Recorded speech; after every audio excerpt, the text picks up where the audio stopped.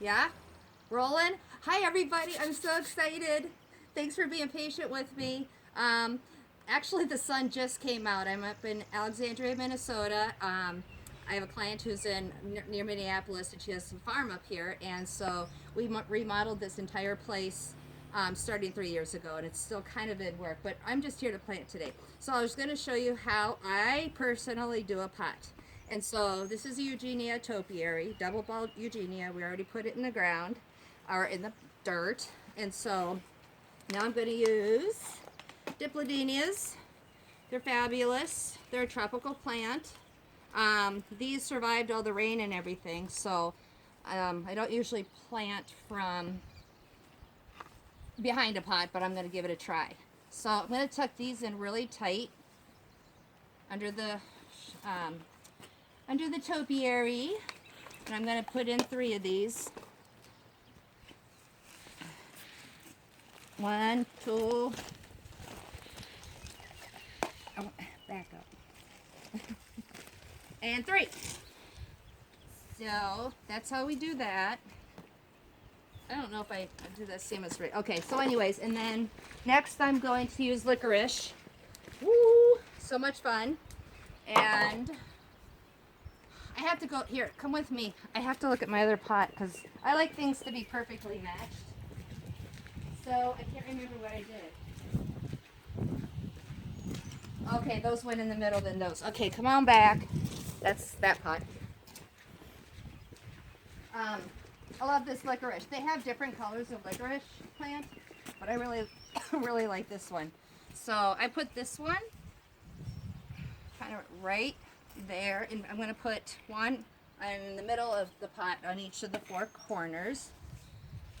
This is called licorice limelight. So we're going to get that baby in there. 1, 2, 3. I love doing pots, you guys. They're really a lot of fun. It's like my favorite thing to do. We're doing a lot of in-ground stuff today too.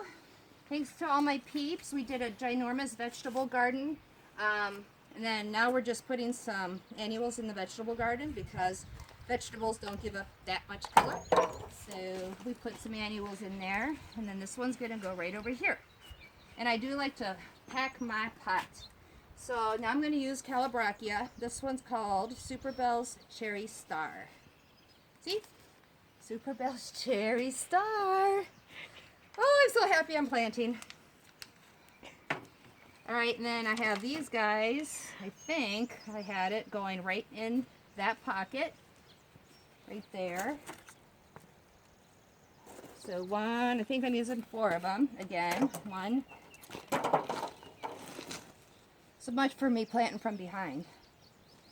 Did I do this right? I don't think I'm matching them. Oh my gosh. I don't know, your hair looks really nice though. Cut. Okay, I'm back. Had a meltdown there for a second. So, yes, these are gonna, 4 of these are gonna, I think my tree's a little up. But you know, I like to pack them in. So that's gonna go like that. Got 2 more to do. Oh, the sun is out in Minnesota. You have no idea, you guys, how happy that makes me. And the plants. I'm not even gonna water these. I'm gonna give them a little sprinkle to settle the soil when I'm all done. But, I mean, you could practically wring this out. Look, there you go, wringing out. That's how much rain Minnesota has had.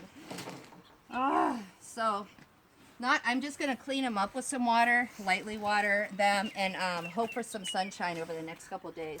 Okay, next I'm going to use this Blackie potato vine, sweet potato vine, and I am putting these guys on the 4 corners of this pot.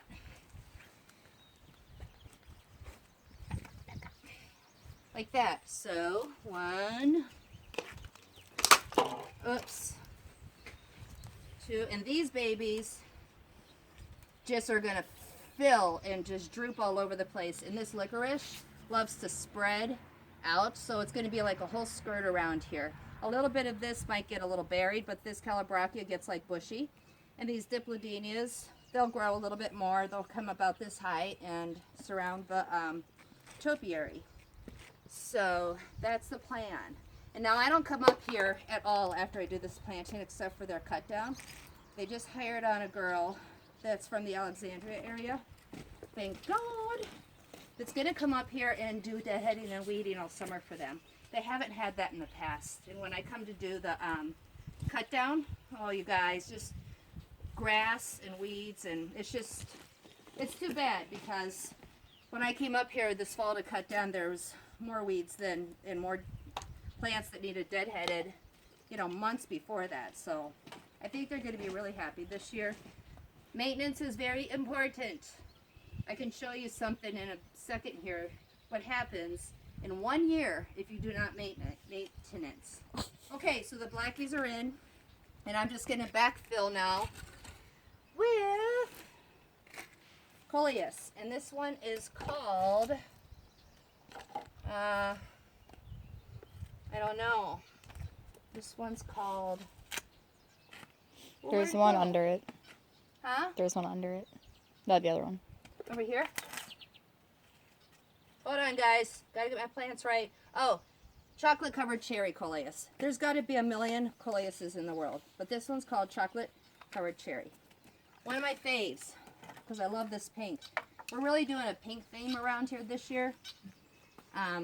Lots and lots of pinks. A lot of times I'll mix colors to make it really bright and stuff, but I don't know.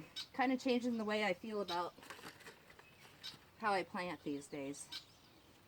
So, and these do love sun and shade, so they're going to be just fine in this pot. So I'm just using these to backfill this entire pot. Might need a little more dirt. I try to put enough dirt in the pot so I don't have to add dirt, because it's easier to take dirt out of a pot when you're doing it than to try to fill in all these tiny little spots with dirt and then having to be careful of all the little plants. So, put one here, and some spots in this container need more than others. And a couple more.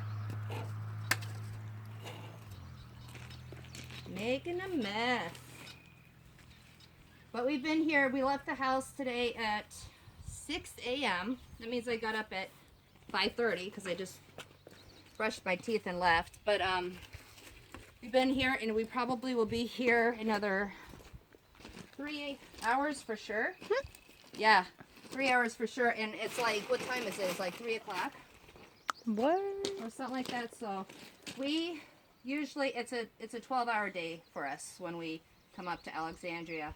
It's a 2-hour road trip, just coming up and then 2 hours back, of course. So this is what we're looking at. This is a finished pot. Blackie, licorice, coleus, topiary, diplodenia, and calabrachia.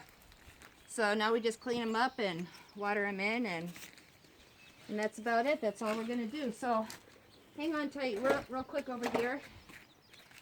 Haven't even gotten to this pot yet. But this is one of my favorite plants in the world. Black and bloom. It's a salvia. And it gets that beautiful plume of purple on it that I just love. But the problem is I might not be able to put it here because the winds that come off the field. That's all vines for grapes. He's growing vineyards, and he's also growing hops here on that side. So we're planting this right now. I'm not done. And that's about what we're doing here. It's still messy. I'm not done. I know you're not done, Mac. She's like, I'm not done. It's my artwork. I'm not done. And then over here, we're going to do herbs for her. So I left some herbs at home, unfortunately. But we're going to use some little purple ageratum along the sides. We're going to do potato vine. This is the Gara. I'll probably put a couple more of those in. And just real simple potato vine with the purple Gara and some of her herbs. And then over here, we just got finished. Oh, this was bad. Edging it.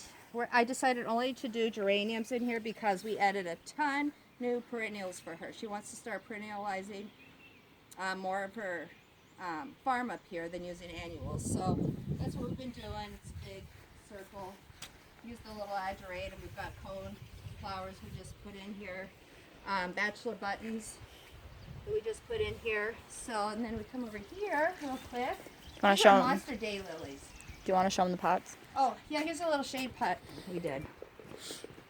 Except for my Alyssum is not happy right now. But I've got a house plant. I used some more, this is the Yellow Million Bells. I've got a Alyssum in here, but I think these I'm going to have to replace these. This happened in the cold. And I don't want to take the risk of this not bouncing back. But we've got some beautiful double impatiens in here. This is like my favorite double impatiens. And then we have a begonia down there. So come this way real quick. Try to make this short and sweet. So there's the pot that was done originally. Now this is the vegetable garden. So we've got carrots and onions and, gosh, Trisha, we have carrots, onions, peppers, beets, green beans, sweet peas, Pumpkin. tomatoes, melon, pumpkin, cucumber, tomato. Tomatoes are fruit. Tomatoes are fruit. Okay. And so this is just her weed mess. This is not my job now. We planted dill, you guys. If you ever plant dill, don't plant dill. If you're, or just don't do it, because this is what happens. This is all dill that has gone everywhere. It's pretty. I love it. It's right between the rocks, but it's just going to keep spreading and spreading and spreading. Same with mint. Mint is a problem too. So she's got enough stuff here, and I'm not going to worry about that. Yeah, we had to bring the U-Haul today. Bring the U-Haul. And then I'm not going to take you all the way on that side of the farm. That's a big weed mess that we have to do. We're not quite done up here. We're going to do some pots. And we kept it really simple. Pinks this year. I lied. Tomatoes, not a fruit. And then, so we just did some gorgeous velvety, like rosy purple petunia. I can't remember the name of them, but we bordered this entire thing with that. And then we've got some New Guinea impatiens. And then the rest are just some new perennials we put in. We've got a group in a flax. Of course, salvia, they'll stand by. Coneflower, ornamental onion. And that's kind of what's going on around this place. And so, yeah, that's it. So that's it for the day. That's the tour of the farm. Talk to you later.